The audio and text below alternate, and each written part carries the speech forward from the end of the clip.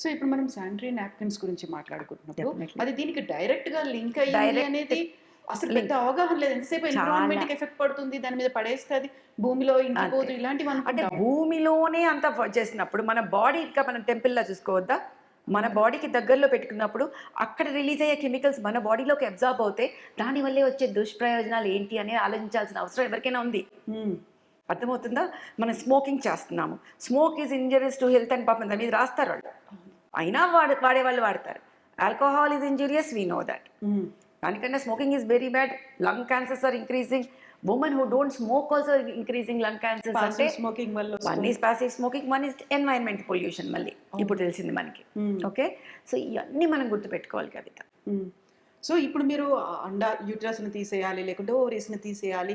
ఈ స్టేజ్ దాకా ఎప్పుడొస్తోంది? ఎందుకని అంత స్టేజ్ అంత పీక్ దాకా వెళ్ళిపోతున్నాం మనం? సో ఫస్ట్ థింగ్ ఈజ్ డినాయల్లో ఉండకూడదు. ఏమైనా హార్మోనల్ ఇంబ్యాలెన్స్ వచ్చి మనకి ఫస్ట్‌లోనే మనకి సైన్స్ చూపిస్తాయి కొంచెం కొంచెంగా. హ్మ్. ఇర్రెగ్యులర్ పీరియడ్స్ రావటం, అధికంగా రక్తస్రావం అవ్వటము, ప్రెగ్నెన్సీ రాకుండా ఇన్ఫర్టిలిటీలో ఉండటం, 2, 3 నెలలకు వరకు పీరియడ్స్ రాకుండా, 6 నెలల వరకు కూడా పీరియడ్స్ రాకుండా, మందులు వాడితేనే రావటం, ఇలాంటివన్నీ జరుగుతున్నప్పుడు అది సడన్‌గా లావ్ అవ్వటం, హ్మ్. అబ్నార్మల్ హెయిర్ రావటం, వెంటనే డాక్టర్ దగ్గరికి వెళ్ళి ఏదో జరుగుతుంది కొంచెం ఇవాల్యుయేట్ చేయండి అని ఇవాల్యుయేట్ చేసుకోవాలి. హ్మ్.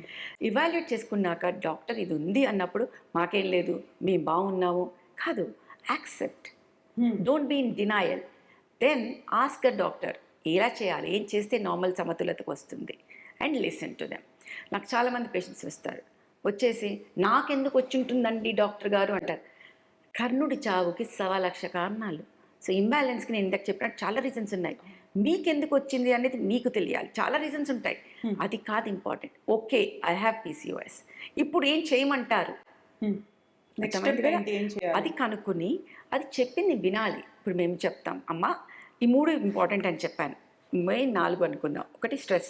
అవును. డీస్ట్రెస్ చేయించుకోమా, నీకేది హెల్ప్ చేస్తుందో అది. కొంతమందికి మాట్లాడితే వస్తే తగ్గుతుంది, కొంతమందికి డాక్టర్స్తో మాట్లాడితే తగ్గుతుంది, కొంతమందికి మందులు వేసుకుని తగ్గుతుంది, కొంతమందికి ఫ్రెండ్స్తో మాట్లాడితే తగ్గుతుంది, కొంతమందికి మ్యూజిక్ వింటే తగ్గుతుంది స్ట్రెస్, కొంతమందికి డాన్స్ చేస్తే వస్తుంది. నీ ఇష్టం, నీకు ఏది కావాలో డీస్ట్రెస్ చేసుకో.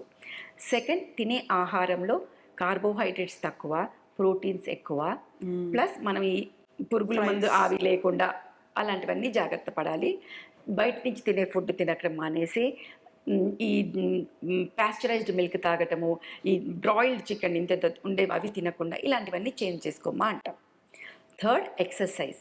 ఎక్సర్సైజ్ అంటే ఒకటి గుర్తుపెట్టుకోవాలి, walking and yoga are good for health, hmm. For circulation and heart, but not for exercise. They are not called as exercise. Oh! Exercise means where every muscle contracts. అంటే gym కావచ్చు, cycling కావచ్చు, aerobics కావచ్చు, Zumba కావచ్చు, అలాంటి వాటికి వెళ్ళాలి. Swimming కూడా. Swimming కావచ్చు. హ్మ్. నేనేం చెప్తానంటే, మీకు ఎవ్వరికి టైం రాకపోవచ్చు, సిగ్గు అనిపించవచ్చు అందరి ముందు ఏమైనా చేయాలంటే, ఏం పర్లేదు మీ రూమ్లోకి వెళ్ళండి, తలుపేసుకోండి, ఒక 3, 4 టపోరీ సాంగ్స్కి డాన్స్ చేయండి. Every muscle should contract. Hmm. That is good exercise. Hmm. Understood my point? Please do that. That will decrease the insulin resistance. And fourth, ఎడిక్షన్స్కి దూరంగా ఉండటం. యాహ్! ఇవి చేస్తే చాలా వరకు ఓవరీసు, యూట్రస్సు, హార్మోన్స్ అన్ని కంట్రోల్లోకి వచ్చేస్తాయి ఈ 4. దాని తర్వాత మేము మెడిసిన్స్ పెడతాం depending on what problem you have. Hormonal imbalance అంటే hormones. Diamond only will cut a diamond. అవును. నేను హార్మోన్స్ వాడను, నాకు ఇలాగే తగ్గాలి అవ్వదు. ముందు సెటిల్ చేసుకోండి, దాని తర్వాత మెయింటైన్ చేసుకుంది కానీ. సో హార్మోన్ల అసమతులత is more dangerous, disease is more dangerous, medicines are not dangerous. So hmm. వాటిని సెటిల్ చేయాలి ఫస్ట్ మనం. సో వాటిని సెటిల్ చేసిన తర్వాత ఇన్సులిన్ రెసిస్టెన్స్ ఉంటే వాటికి మందులు ఇస్తాం, ఏవైతే వాటికి మందులు ఇస్తాం. ఇవన్నీ చేసుకుంటే రెగ్యులర్గా 6 మంత్స్కి ఒకసారి డాక్టర్ని కలిస్తే ఈ యూట్రస్ తీయాలి, ఓవరీస్ తీయాలి లెవెల్ వరకు వెళ్ళకుండా చాలా వరకు నియంత్రించవచ్చు. హ్మ్. తర్వాత అలాంటి ప్రాబ్లమ్స్ వచ్చినప్పుడు కూడా హార్మోనల్ ట్రీట్మెంట్, తర్వాత మిరీనా అనేది ఉంటుంది, ఇంట్రాయూట్రైన్ డివైస్. అంటే యూట్రస్ చేయాల్సిన అవసరం లేకుండా అధిక రక్తస్రావం అవుతాయి. అది కూడా మనకి పని చేయలేదు అంటే టీసీఆర్ఈ అని ఉంటుంది, అంటే గర్భాశయం లోపల పొరని ఎలక్ట్రిసిటీతో తీసేయటం. అది కూడా పని చేయనప్పుడు మాత్రమే ఇంకా వేరే వ్యాధులు, ఎడినోమయోసిస్ లాంటి వ్యాధులు వచ్చేసి, క్యాన్సర్ లాంటి, అప్పుడు మాత్రమే మనం అనివార్య కార్యాలయాల్లో మాత్రమే యూట్రస్ తీయాల్సిన అవసరం రావాలి. హ్మ్. ప్రతి చిన్నదానికి యూట్రస్ చేయాల్సిన అవసరం రాకూడదు. మినిమల్ ఇన్వేజివ్ వేరే టెక్నిక్స్ అన్నీ కూడా ఉన్నాయి. హ్మ్. అది గుర్తుపెట్టుకోవాలి.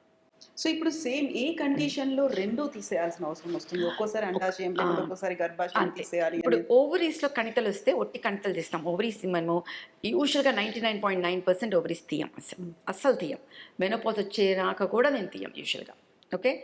Only time when very rarely they will be removed is when ovaries are having a borderline cancer or cancers. అంతే.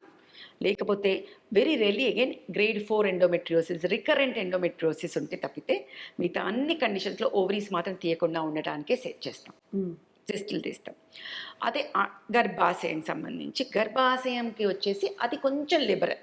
హ్మ్. ఎడినోమయోసిస్ అనే వ్యాధిలో మాత్రం కొంచెం చిన్న వయసులో అయినా 37, 38 కైనా తీయడానికి, ఎందుకంటే క్వాలిటీ ఆఫ్ లైఫ్ ఎఫెక్ట్ అవుతుంది. ఫైబ్రాయిడ్స్ అంటే ఒట్టి ఫైబ్రాయిడ్స్ తీయడానికి చూస్తూ ఉంటాం. హ్మ్. ఎడినోమయోమా ఉంటే ఒట్టి ఎడినోమయోమా తీస్తాం. ఇంకే వ్యాధి ఉన్నా కూడా హార్మోనల్ ఇంబ్యాలెన్స్ వచ్చి మెడిసిన్స్ వాడతాము, లేకపోతే మిరినా వాడతాము, లేదంటే టీసీఆర్ఈ, దెన్ హిస్టరెక్టమీ. అంటే మెడిసిన్స్, మెడికల్ మేనేజ్మెంట్ వాడిన తర్వాత కూడా ఇంప్రూవ్ అవ్వలేదు రెస్పాండ్ అంటేనే అవ్వట్లేదు. అప్పుడు మాత్రమే అవి తీయటం జరుగుతుంది. హ్మ్. 2 కలిసి తీసేవి అంటే క్యాన్సర్స్లో మాత్రమే యూజువల్గా. వెరీ రేర్లీ ఎండోమెట్రియోసిస్, బాగా గ్రేడ్ 4 ఎండోమెట్రియోసిస్ ఉంటే అలాంటప్పుడు మాత్రమే పాన్ హిస్టెక్టమీ చేయడం జరుగుతుంది.